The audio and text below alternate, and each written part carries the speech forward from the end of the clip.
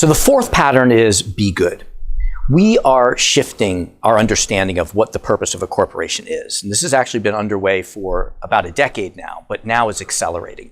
Traditionally, people thought that corporations existed to serve one master.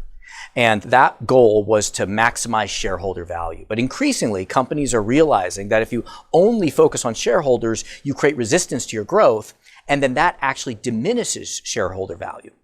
A smarter strategy is one that benefits shareholders by also benefiting the community, employees, the environment, the world. When your growth is good for all stakeholders, that's the ultimate strategy, because then there is no competition. Everybody wants you to win.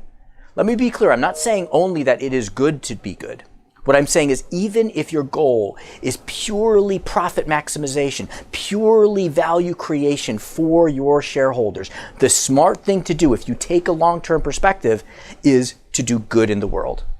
You no longer get to choose between profit and good. And now we're seeing successful companies really embracing this. My wife, for example, works at MasterCard, and she's more engaged at work now than she's been in for the last 15 years because their CEO has aligned the company behind the idea that it is a force for good in the world.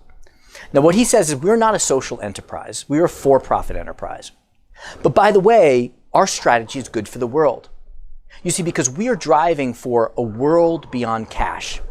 90% of transactions in the world are still cash. We're going to convert those to digital transactions and we'll capture our fair share of it. And that is how we will create value. But by the way, in a world beyond cash, a drug dealer is not going to sell drugs to your child and have that not be traceable. A world beyond cash creates accountability. It creates transparency. It creates a better world. And what does that do?